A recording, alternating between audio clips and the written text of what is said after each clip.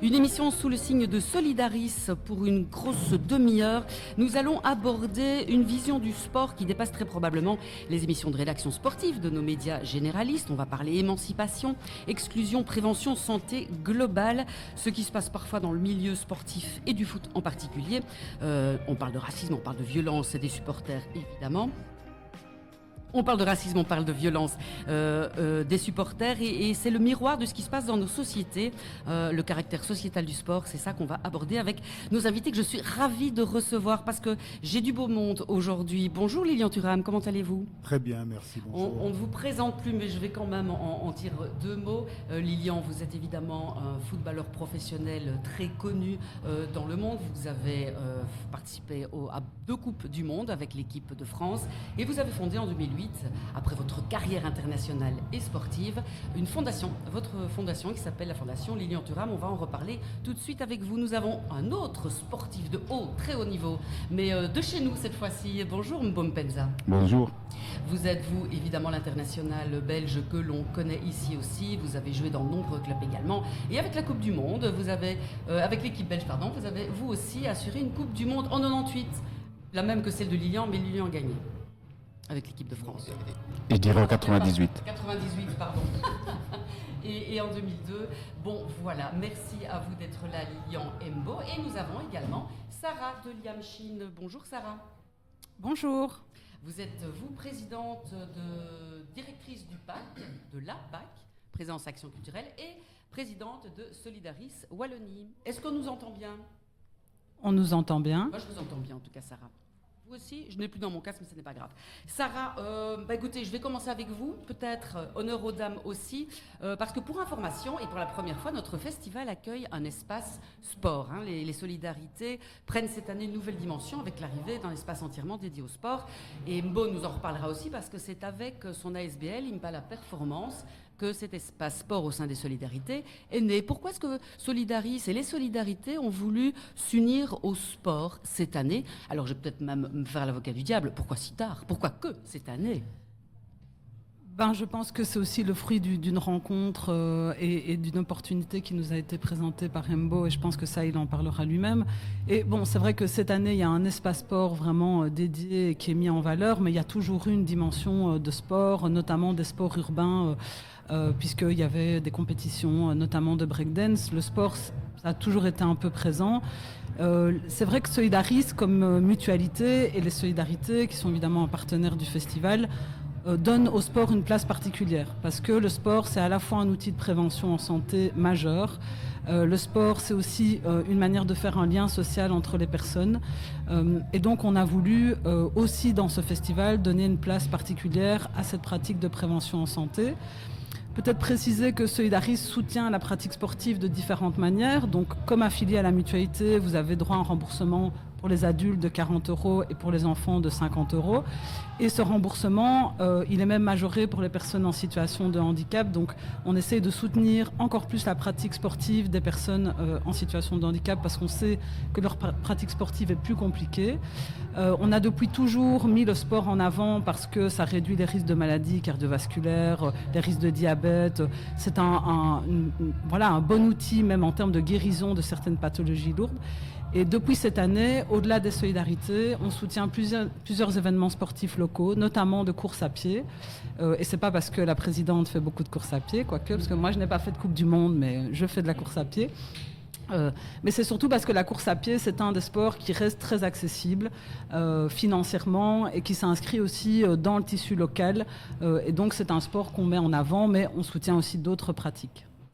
Alors Mbo, puisque Sarah vient de le dire, hein, le sport est au cœur aussi cette année des solidarités, avec un espace dont vous avez pris la charge, on va dire, avec la SBL, votre SBL Impala Performance, au travers de votre méthode, une méthode appelée Mbompenza.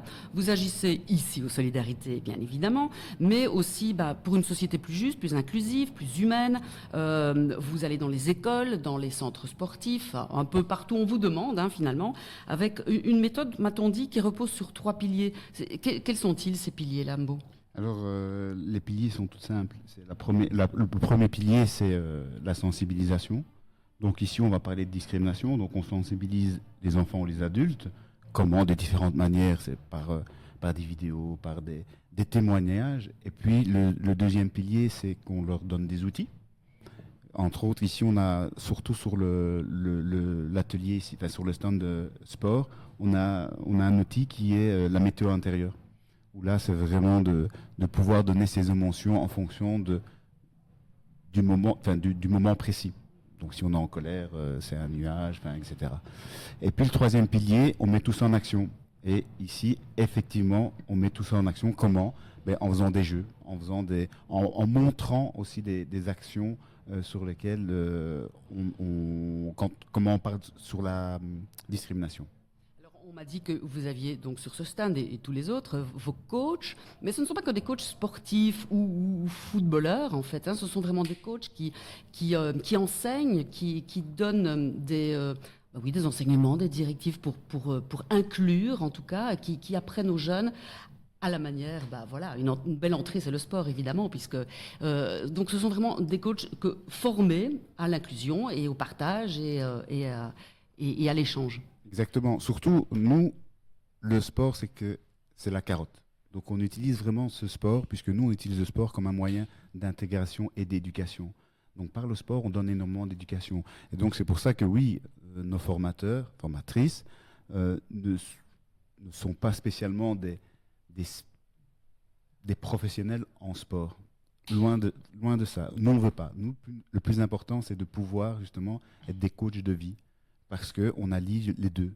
Le sport et aussi la vie de monsieur, madame, tout le monde. Des jeunes et des moins jeunes. Exactement. Et grâce à ça, on parvient à essayer d'attirer les gens par le sport et puis par le sport de donner une éducation. On peut parler des discriminations, on a énormément d'ateliers sur santé, donc dans la santé on parle de la nutrition, parce que dans la vie de tous les jours la nutrition est tellement importante, et dans le sport aussi. Et on parle aussi de tout ce qui est premier secours. Donc les enfants aussi, on leur parle du premier secours, ce qui est aussi important. Lilian Thuram, le sport, c'est un outil d'émancipation, on l'a dit, on le sait, mais ça peut être aussi un outil d'exclusion, on va le voir à nouveau avec Sarah tout à l'heure. Vous, votre approche du sport, elle a été en plusieurs phases. Quand vous étiez jeune, petit, que vous avez accroché à différents sports et au football, et puis votre carrière immense et énorme, et puis l'après-carrière, la seconde vie, avec la création de votre fondation, sur votre nom, évidemment. Vous capitalisez sur ce nom qui est vénéré par beaucoup de jeunes et de moins jeunes. Quelle est votre approche, vous, du sport ? Est-ce que vous pensez qu'il inclut ou il exclut aujourd'hui ? Écoutez, tout d'abord, moi je pense que le sport est à l'image de la société, c'est-à-dire que ça peut inclure comme exclure. Ça dépend des sports d'ailleurs, c'est-à-dire que selon sport, exclut parce que tout le monde n'a pas les moyens pour faire ces sports-là. Moi je dirais que le sport avant tout, c'est apprendre à se connaître soi-même. Je pense que ça c'est très important. Après, à créer des liens, à créer des solidarités. Moi, effectivement, je viens du monde du foot. Je pense que, par exemple, lorsqu'on parle du monde du foot, on oublie que sans la solidarité, sans le bénévolat, le football amateur n'existe pas. Et je pense que ça, c'est très important de le dire. Parce que très souvent... Les petits clubs, les clubs de village, bien sûr, parce que quartier. Très souvent, lorsqu'il y a des matchs, ce sont des parents qui prennent la voiture, qui déposent, ce sont les dirigeants qui vont chercher les enfants. Et moi, si par exemple j'ai été joueur de foot professionnel, je n'oublie jamais que c'est grâce à ces solidarités. C'est-à-dire que moi, mon premier club, les Portugais de Fontainebleau, il n'y avait pas l'obligation de payer la licence pour ceux qui n'avaient pas l'argent. Et moi, j'ai pu jouer sans payer la licence parce que ma mère n'avait pas les moyens. Et donc, c'est beaucoup plus facile que dans le golf ou le tennis, évidemment. Et donc, c'est pour cela que je dis que ça dépend le sport. Mais en tout cas, analyser le sport pour comprendre la société, ça me semble essentiel. À quel moment vous vous êtes dit, et je poserai la même question à Mbo, que ce sport qui vous a fait vivre, qui vous a fait connaître, vous alliez l'utiliser pour une seconde vie, justement. À quel moment vous vous êtes dit, une fondation, il faut que je rende à ce sport ce qu'il m'a donné, en créant une fondation, parce que vous avez été victime, vous, de discrimination sur le terrain. Est-ce qu'il y a beaucoup de racisme encore aujourd'hui dans les clubs ? Est-ce que c'est ça qui vous a fait réagir ? À quel moment vous vous êtes dit, allez, il faut que je fasse quelque chose de tout ça ? Je dirais que ça s'est mis en place petit à petit. C'est un parcours de vie. Et je pense que si je fais ce que je fais aujourd'hui, c'est parce que j'ai été aussi inspiré par des athlètes, notamment nord-américains, où j'ai vu qu'effectivement, ces athlètes-là, dont le plus connu peut-être Mohamed Ali, pouvaient se servir de l'émotion qu'il y a entre les athlètes et les spectateurs pour questionner la société dans laquelle nous nous trouvons. Et donc, oui, effectivement, ça c'est quelque chose qui s'est fait naturellement. Et je me suis dit peut-être qu'effectivement, ce serait intéressant de profiter de cette notoriété pour questionner la société et pour éduquer notamment les plus jeunes à comprendre le pourquoi du racisme. Bon, même question. À quel moment vous vous êtes dit, bon, bah voilà, ma carrière sportive, parce qu'on sait qu'une carrière sportive, elle est plutôt courte. Hein, vous êtes des sportifs de tellement haut niveau qu'il faut que le corps suive et on est vite retraité dans vos domaines. À quel moment vous vous êtes dit, bon, il faut que je fasse autre chose et je vais le faire de manière plus sociale? Mais moi, c'est aussi exactement comme Lilian, c'est venu petit à petit. Il faut juste savoir que quand je fais pas mal de conférences, j'explique mon histoire. Et mon histoire, elle est toute simple. C'est qu'à 17 ans, j'ai été pro. Une chance ou pas, peu importe. Mais il y a une chose qui est sûre, c'est que lors de mon premier toucher de ballon, j'ai subi mes premiers cris de singe. Premier match, subir ça, c'est pas évident. Et donc, moi, dès que j'ai été pro, ça m'a suivi toute ma vie. Et donc, après ma carrière, une fois que j'ai terminé, 2-3 ans après, j'ai fait un master en management où là, je me suis dit, ben, voilà ce que j'ai envie de faire, c'est de pouvoir rendre, comme vous l'avez très bien dit, à la société ce qu'elle m'a donné. Et donc c'est comme ça, au fur et à mesure, que je me suis dit, voilà, ce que j'ai envie de faire, c'est ça. Parce que je pense que grâce au sport, le sport m'a éduqué. Parce que le sport m'a fait voyager, m'a permis de rencontrer énormément de monde, m'a permis de jouer dans différents pays, différentes villes, différentes structures, peu importe, mais dans le respect de chacun. Et donc ça, le sport, pour moi, m'a tout donné. Si je suis ici devant vous, c'est grâce au sport, rien d'autre. Et donc, automatiquement, je devais rendre à la société ce qu'elle m'a donné. Donc, c'est de pouvoir donner une éducation grâce au sport. Donner cette éducation grâce au sport, Lilian, pour vous, est-ce que ça évolue? On voit ces dernières années une accélération, évidemment, des extrêmes, hein, de la montée des extrémismes. Il n'y a plus que le combat d'inclusion et de combat contre le racisme qu'il faut prendre en compte. Il y a carrément une espèce de sauvetage de la démocratie. Ça devient beaucoup plus large que ça. Est-ce que le sport, plus que jamais, peut faire lien? Bah, écoutez, tout d'abord, moi, je n'ai pas totalement cette analyse. Je dirais que dans le passé, il y avait plus de hiérarchie entre les personnes qu'aujourd'hui. Lorsque j'analyse ma propre histoire, moi, je suis des Antilles. Donc, les Antilles, c'est l'extermination des populations premières, sur le remplacement de ces populations par une population qui est venue d'Afrique pour être mise en esclavage. Donc je pense qu'à cette époque-là, il y avait beaucoup plus d'exclusion, beaucoup plus de hiérarchie, beaucoup plus de violence selon la couleur de la peau. Donc on a gagné en égalité. Oui, on a gagné en égalité. Je pense que ça, c'est très important à le dire. Et aujourd'hui, ce qui est très intéressant, c'est que je pense qu'il y a de plus en plus de personnes qui perçoivent les inégalités. Il y a aussi beaucoup de personnes qui rêvent de rester dans des sociétés hiérarchisées, donc qui défendent leurs intérêts. Et donc voilà pourquoi il faut encore rappeler aux enfants que ce sont des luttes. L'égalité ne se donne pas, elle se gagne. Et en face, il y a des personnes qui ne veulent pas plus d'égalité dans la société. Et donc on peut le voir sur la problématique liée à la couleur de la peau. Vous êtes bien placé pour le savoir sur la problématique du genre. Et donc il faut juste, comme dans le sport, avoir des stratégies pour essayer de remporter le combat, parce qu'en face, il y a des adversaires qui ne veulent pas de société égalitaire. Ce combat-là, Sarah de Liamshin, le PAC et Solidaris, évidemment, prend à bras le corps ce combat-là. Et Lilian m'offre évidemment une belle transition vers le genre. Est-ce que on a fait également des progrès en matière de féminisme au sein du sport? Ce que je voudrais, un peu comme les deux autres intervenants préciser, c'est que le sport, c'est pas un objet en soi. C'est en fait un microcosme de la société. On peut retrouver tous les travers de la société dans le sport, comme ça peut aussi être un outil pour faire changer la société. Et donc parler du sport comme si c'était un objet unique, ça n'a pas beaucoup de sens. De quel sport on parle, amateur, professionnel, dans quel pays. Et donc il faut pouvoir avoir une lecture complexe. Ce qui est certain, si on prend que la question du genre, c'est que le sport peut être à la fois un outil d'émancipation pour les femmes, comme un outil d'exclusion, et on le voit à plein d'égards. Il y a eu du changement. Si on ne prend que le sport, la pratique, on va dire professionnelle, il y a eu pas mal de luttes ces dernières années. Prenons le foot, on connaît le combat des footballeuses américaines qui ont voulu gagner la même chose que les hommes, qui ont fait grève, qui ont obtenu aussi que pendant leur congé de maternité, elles soient encore payées et elles ont obtenu gain de cause sur certains combats. On voit aussi que le foot féminin dispose aujourd'hui maintenant d'une diffusion télévisuelle qui lui permet du coup de générer de l'argent, qui permet de mieux payer les sportifs, qui leur permet d'avoir des sponsors. Donc il y a des éléments comme ça qui font la une des journaux, qui nous donnent l'impression qu'on avance beaucoup, mais il reste quand même une grosse différence entre la pratique du sport professionnel pour les femmes et pour les hommes. Il y a encore, dans beaucoup de disciplines, les femmes, même pro, ne pourraient pas vivre de leur pratique sportive, contrairement aux hommes. Et ça, c'est quelque chose sur lequel il faut quand même rester lucide. Et je veux dire, ça, c'est plutôt les bonnes nouvelles, meilleure médiatisation, meilleure rémunération, même dans la course à pied. Encore au marathon de Bruxelles, il y a quelques années, les différences de paiement entre le premier homme et la première femme étaient hallucinantes, tant mieux.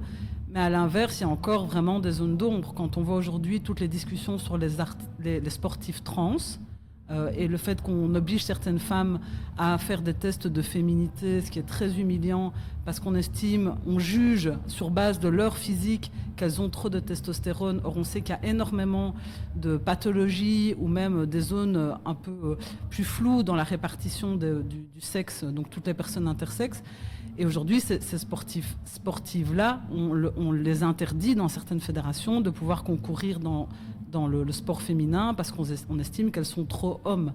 Et donc il y a encore quand même des choses sur lesquelles il faudrait encore se battre. Ce qui est certain, c'est que le sport, individuellement comme collectivement, ça peut vraiment être un outil de lutte.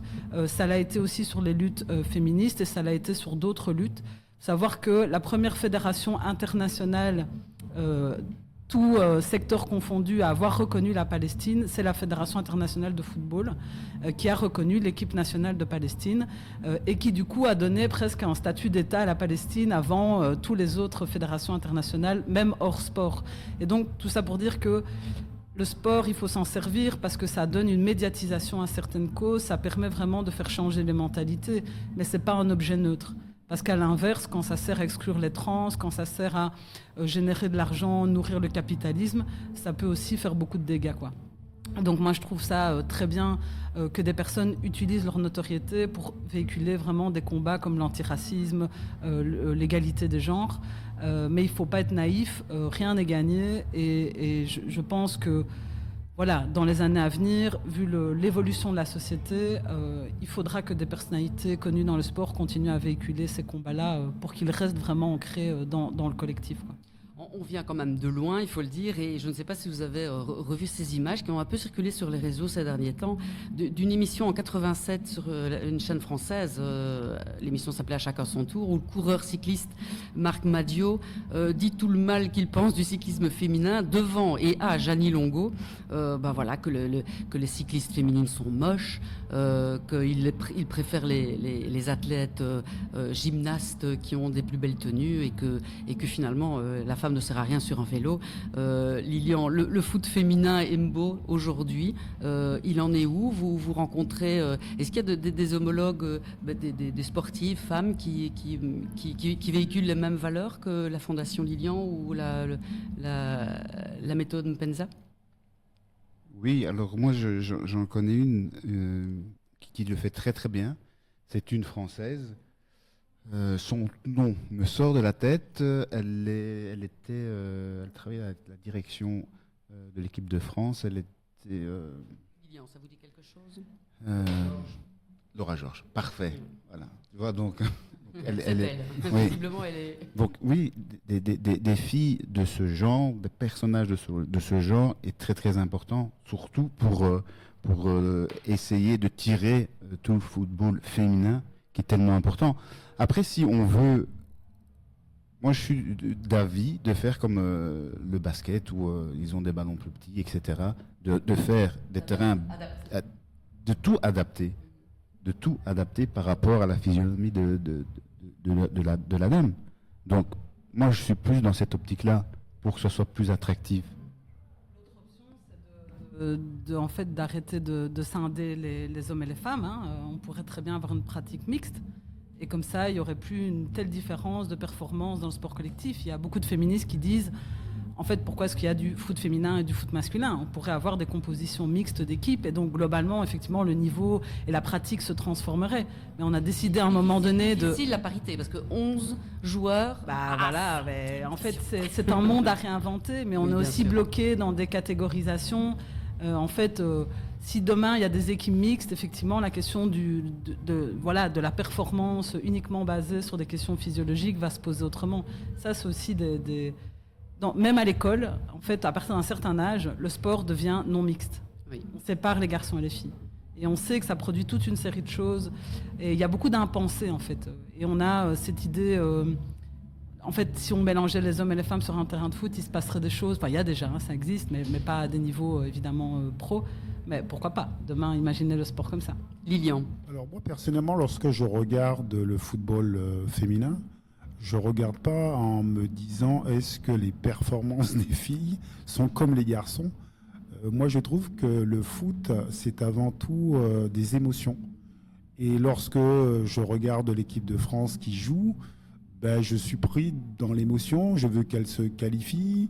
Il y a des matchs incroyables à rebondissement, mais très souvent on compare. Vous voyez ce que je veux dire? Ah, elle court moins vite, elle saute moins. Ouais. C'est les tactiques. Non, c'est l'émotion surtout. C'est l'émotion que ça procure. Exactement. Et par exemple, lorsque vous voyez l'équipe de France, la composition de l'équipe de France féminine actuelle, elle est très intéressante dans l'analyse aussi. C'est-à-dire qu'il y a des a priori que certaines personnes ne voudraient pas que leurs filles jouent au foot, l'émancipation, mais en fait, l'équipe de France dit tout le contraire. Vous voyez, dans la composition, parce qu'il y a des filles qui viennent d'origines différentes, de religions différentes, elles se retrouvent sur le terrain. Et je pense qu'il faut arrêter d'être, dans la performance. Je pense que ça, c'est une vision extrêmement du monde professionnel. Encore une fois, effectivement, il faut que le sport soit ouvert à tous, en fait, à tous. Par exemple, pareil, lorsque pendant les Jeux Olympiques, j'ai été supporter l'équipe de France des non-voyants, et bien là aussi, ce sont des émotions. Et en fait, ils sont extraordinaires. Vous dites, mais comment ils font? Et je pense qu'il faut se laisser prendre par les émotions. Et oui, c'est souvent la comparaison qui n'a pas lieu d'être, en fait. Il y a même, pour information, le Standard féminin, donc c'est un club chez nous que vous devez sans doute connaître, l'équipe féminine, il y avait au sein de cette équipe, je ne sais pas encore cette année, mais il y a quelques années, des filles qui étaient mannequins dans la vie à côté. Donc cette image de la footballeuse qui... Non. Alors Lilian, vous m'offriez une belle façon de rebondir aussi sur un témoignage que nous allons écouter. Manon Coles, que nous avons rencontré avant cette émission, qui voulait témoigner. Donc, elle représente l'association de solidarisme de défense des personnes en situation de handicap pour aborder ce volet inclusif justement lié au handicap et notamment via les Jeux paralympiques qui ont d'ailleurs pas mal changé les regards. On écoute Manon Coles. Dans le cadre de la pratique sportive, ce qu'on observe notamment lorsqu'on rédige des analyses et des études au sein des SNK, au secrétariat général, c'est qu'on peut qualifier le sport à la fois d'outil d'émancipation et d'exclusion. Si on doit aller un peu plus loin dans la réflexion, en effet, le sport, on l'encourage dans toute sa diversité. L'activité physique est un déterminant de la santé et toute personne doit pouvoir pratiquer une activité, quel que soit notamment son handicap ou son besoin spécifique. Donc ça, c'est quelque chose qu'il faut réellement encourager. Au-delà de ça, sur le principe, il y a quand même des exclusions sur le terrain, notamment en raison du manque d'accessibilité des offres sportives. La diversité des offres sportives sur le territoire territoire notamment, et également la possibilité d'opérer un choix sur le sport qu'on veut pratiquer. Ici, on rencontre sur le terrain beaucoup de personnes qui choisissent des sports par défaut, des sports qui sont proches de chez eux, qui sont accessibles financièrement aussi, et qui sont accessibles tout court, quel que soit le handicap ou le besoin spécifique rencontré. Donc évidemment, c'est un outil d'émancipation parce que ça crée du lien social au sein de la population. C'est vraiment des moments de partage, de vivre ensemble, de cohésion. Mais malheureusement, de facto, une exclusion est opérée, soit parce que les personnes en situation de handicap exercent des sports dans des endroits spécifiquement pensés pour eux, et donc ils et elles sont exclus d'une inclusion totale dans le sport où tout type de personnes pourrait pratiquer un sport de manière collective. Mais en même temps, oui, il y a cette émancipation par le sport parce qu'il y a quand même ce lien social qui persiste. Je pense qu'il est intéressant vraiment de recommander sur le territoire de mettre vraiment les bouchées doubles en matière d'inclusion dans la pratique du sport au quotidien, parce que c'est vraiment indispensable de garantir cet accès à toute personne qui en ait l'envie ou le besoin. On sait quand même que c'est vraiment important pour la santé, tant morale que physique, donc c'est loin d'être un détail, notamment en matière de prévention de la santé. N'oublions quand même pas toutefois qu'il y a des enjeux derrière qui sont notamment également de la question de la représentation. On l'a vu avec les Jeux paralympiques notamment. Une partie infime des personnes handicapées sont représentées dans ces compétitions, et donc ça peut donner l'impression que le sport n'est pas pour tout le monde. Et à ce titre-là, des personnes pourraient se sentir pas assez compétentes, pas assez performantes, alors qu'au final, le sport, et notamment de loisirs, il est loin de toutes ces représentations médiatiques qui biaisent un petit peu la représentation sportive qu'on peut se faire, et ça va exclure de facto certaines personnes qui ne vont pas se sentir assez capables de pratiquer le sport. Donc aujourd'hui, évidemment, notre recommandation, c'est de financer et d'organiser sur l'ensemble du territoire une offre sportive inclusive, adaptée et accessible à toute la population. Mbompenza, justement, comme vient d'en parler Manon Coles, une offre sportive inclusive, c'est ce que vous proposez sur le stand que vous avez ici au Solidarités cette année, avec, comment ça s'appelle ? Le Cécy Rugby. Le Cécy Rugby. Alors bon, Cécy venant de cécité, j'imagine. Donc on peut s'essayer à du Cécy Rugby. Expliquez-nous ce que c'est. Exactement, et en plus, ce qui est vraiment bien, c'est que des personnes non-voyantes peut aussi jouer contre des personnes voyantes, parce que justement on leur met le nécessaire pour qu'ils soient justement égaux. Alors comment ça se passe ? Comment peut-on jouer ? Non, les yeux bandés, c'est ça ? Oui, effectivement. Et puis il y a aussi le maillot qui est un peu... il y a des genres de réflexes, de tâches, justement pour essayer, quand on touche le maillot, d'exactement savoir où on est, sur le corps. Sur le corps, ok. Exactement. Et la personne qui a les yeux bandés est dirigée par quelqu'un d'autre La voix. à gauche. Ah oui, la voix. Exactement. La voix d'un coéquipier, en quelque sorte. Oui, et c'est ça qui fait la beauté de ce sport. C'est que justement, on travaille en équipe. C'est comme dans la vie, il faut travailler en équipe pour pouvoir avancer, et le sport permet ce genre de choses. À venir essayer, donc, jusque dimanche, ici, aux Solidarités. À venir essayer, c'est pour ça que nos deux interlocuteurs vont essayer tout à l'heure. Ah bah oui. On n'a pas le choix, donc avec grand plaisir.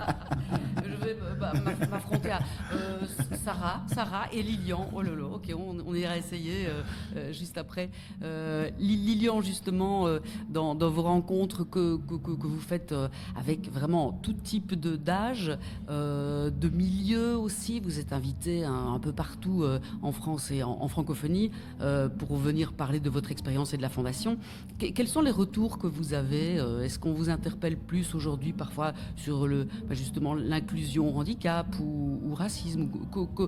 Comment êtes-vous reçu aujourd'hui quand vous prêchez cette parole-là ? Écoutez, déjà très bien, puisque effectivement dans l'imaginaire collectif, je suis celui qui a gagné la Coupe du Monde. Et donc j'essaie de dire notamment aux enfants, faites très attention de ne pas tomber dans le piège de la performance. Parce que très souvent lorsqu'on parle de foot, c'est la performance. Et l'argent. On ne peut pas se le cacher non plus. Très souvent, oui, dans le monde professionnel. Oui. Mais c'est-à-dire que même très les souvent... jeunes peuvent peut-être être attirés par mais l'autorité, argent. Mais c'est ce qu'on leur vend. être performant. Oui. Et moi, je pense que le sport, avant tout, c'est la vie, c'est prendre du plaisir, c'est aller à la rencontre de soi-même. Et ça, je pense que c'est très important. Et quand je dis que le sport est à l'image de la société, c'est ce qu'on nous vend aussi aujourd'hui. C'est-à-dire qu'on dit aux gens, vous n'êtes pas assez. Vous devez être plus performant. Vous n'êtes pas assez. Mais c'est d'une grande tristesse de tomber dans le piège. Et donc, il faut simplement revenir à se faire plaisir, à vivre, d'être en rapport avec soi et de ne pas être dans une compétition avec quelqu'un d'autre. Voilà. Ouais, rapport avec soi et avec l'autre, parce que l'autre est quand même vachement important dans nos vies. L'autre avec un grand A, les amis, la famille. Mais quand on a conscience de soi, c'est beaucoup plus facile. Voilà, exactement. Mais très souvent, on essaie de vous dire que vous n'êtes pas assez. Donc vous êtes focalisé sur vous et aussi en compétition avec l'autre. Et moi, je pense que la première des choses, oui, c'est ce plaisir à faire du sport, à prendre du plaisir. Et comme je dis que c'est la vie, et ben, peu importe votre handicap, peu importe ce que vous êtes, vous avez le droit de faire du sport. Et donc, il faut en fait politiser le sport. Ah, politisons le sport. Sur le terrain, parce que vous parlez évidemment que ce soit de l'enfant sur un terrain de quartier ou même de rue et jusqu'aux professionnels, mais vous, Sarah, il y a aussi ceux qui regardent le sport, qui aiment le sport, et Dieu sait si le football peut soulever les émotions bien plus qu'un autre sport, hein, de par le monde, mais parfois avec des débordements. Hein. On a connu ça à Molenbeek il n'y a pas très longtemps, où l'acharnement et la violence s'est propagé dans les rues, où certains tifos en ont profité pour tout casser, comme on dit, entre guillemets. Comment est-ce qu'on gère ça, cette énergie-là négative? C'est vrai que le sport, il y a ceux qui le pratiquent, puis il y a ceux qui regardent, et puis il y a tout c'est aussi un tissu social autour en fait de la pratique elle-même. Lilian en a parlé tout à l'heure, notamment tout ce bénévolat qu'il faut valoriser parce que c'est une valeur sociale importante, quoi. Ça connecte les gens entre eux, parfois entre les classes, et même sans distinction de genre ou d'origine. Nous, ce qu'on a pu observer avec le PAC, on s'intéresse pas mal aux questions débordements d'extrême droite en fait, qui s'accentuent, en tout cas en Belgique.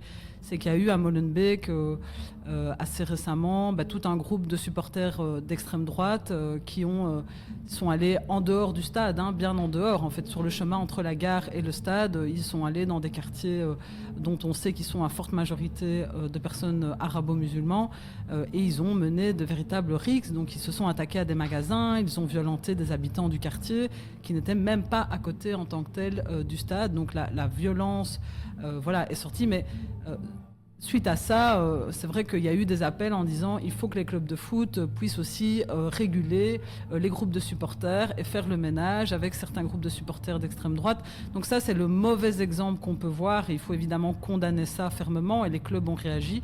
Mais j'aimerais aussi dire qu'il y a ce qu'on appelle les ultras dans certains clubs de foot, des groupes de supporters qui, eux, par contre, sont très ancrés dans des valeurs de gauche et antiracistes et de lutte contre l'extrême droite et qui régulièrement affichent ces grandes banderoles dans les tribunes et notamment, moi je suis liégeoise d'origine donc je connais plutôt les ultras liégeois qui sont clairement antifascistes et qui diffusent des messages politiques. Et donc, il y a la pratique du sport, ceux qui pratiquent le sport, et puis il y a ceux qui assistent, et ils sont aussi vecteurs de ces valeurs de solidarité, de lutte contre la discrimination. Et le foot, on décrit souvent le foot business et toutes les dérives qu'on connaît, mais le foot a toujours été un lieu aussi de lutte populaire. Et quand on s'intéresse à ça, je trouve qu'on apprend aussi beaucoup dans comment le foot a pu aider certaines populations à revendiquer des droits. Et je trouve que parfois dans nos milieux, on devrait plus valoriser ce qui se fait de bien dans la pratique sportive et dans les clubs de supporters, plutôt qu'uniquement les dérives, et soutenir en fait ces groupes d'ultras qui se battent aussi dans les stades pour continuer à faire passer des messages politiques et pas voir la pratique sportive en dehors du monde dans lequel elle est. Et donc en Belgique c'est très actif et dans d'autres pays aussi, en Angleterre notamment, et ça mériterait d'être plus mis en valeur aussi. Donc il y a ceux qui pratiquent le sport ou qui l'ont pratiqué et qui font un travail de sensibilisation, mais il y a aussi tous ces supporters qui jouent leur rôle et qui profitent de cette médiatisation pour faire passer des messages. Et voilà, il faut aussi les reconnaître et les remercier. Voilà, comme on l'a fait aujourd'hui dans cette émission. Merci à vous trois. Et le sport comme contre-pouvoir, on pourra en parler et on vous invite à nous rejoindre à 17h15 à l'Escale avec Lilian. Justement, Lilian Thuram sera là avec nous. Il y aura aussi Luc Dardenne pour parler culture. Il y aura Marius Gilbert pour évoquer la santé. Et Sybille Joy, je me trompe toujours dans son nom. Sarah ? Joy, qui est la présidente de la Ligue des droits humains. Voilà. Et puis, on va aller s'essayer alors au CC Rugby avec Mbo. N'hésitez pas, vous qui nous écoutez, qui êtes sur le site, à rejoindre également pour aller faire un peu de sport avec lui et avec nous. Merci Mbombenza, merci Sarah Delamchine et merci Lilian Thuram d'être avec nous, d'avoir été avec nous. Merci à vous de nous avoir écoutés. À bientôt. Respectez.